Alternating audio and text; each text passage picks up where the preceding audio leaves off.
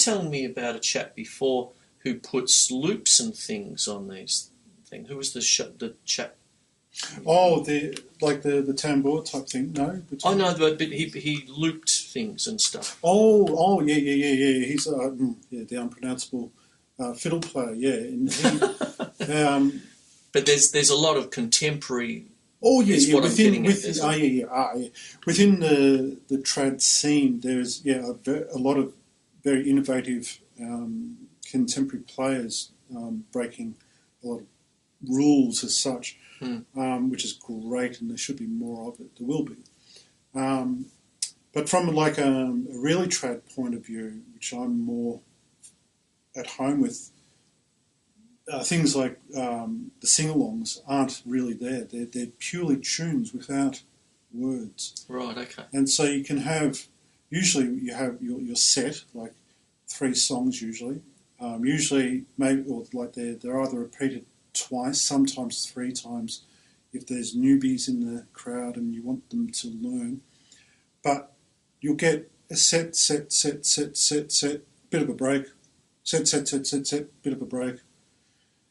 And it's just almost continual playing. Right, okay. And some people, like if you've never heard this music before, some people have said, it just sounds like one big song or tune. What I've noticed with some of the books that I have there, because I've got some old books that were given to my dad when he retired from the pub and all of that sort of stuff as mementos. I've got the Bushwhackers song book of all things.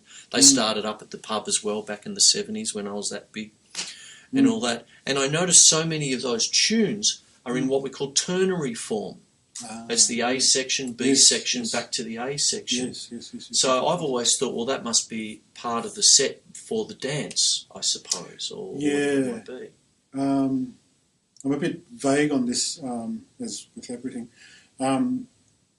Session music, as in a pub, that will be you've got your standards, I suppose, and then that will change from week to week, but slowly morph, and as everybody gets better at learning the tunes, because the only way to learn the tunes is getting in there and playing. Then you've got Kayleys. Kayleys? And Kayleys, which are like your barn dance. In Australia, wouldn't they be called Kylies? Nah. They do. That was lame. Yeah, so they are basically I'm sorry I said that. No, all good.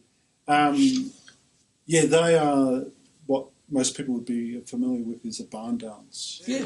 They're very organised, as in, you're playing for people to dance to. And the ones I've been to, they've been hilarious because people get it all wrong and they're going all over the place.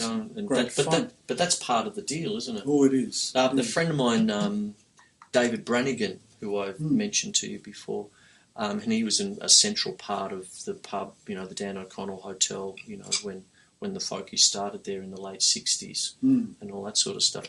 But he was part of a band called, he was one of the founding original members of the Colonials back in the 70s and stuff.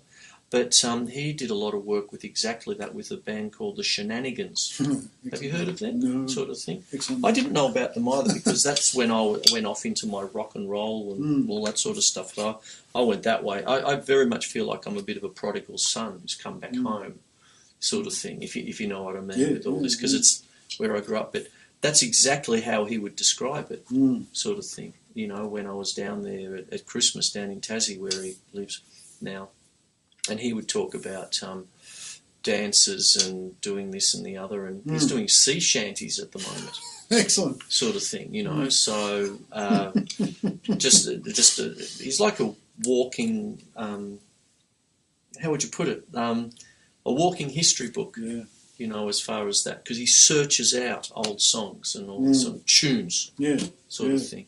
So that's what you're saying about the folk dances and stuff. As soon as you said it, I thought of David, because that was part of his living for a long time. It's exactly that. And of course, with the Kayleys, you get more waltzes and polkas. Anything else?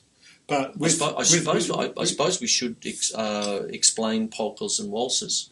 Because can you play me a polka? I don't know if it's right, but it's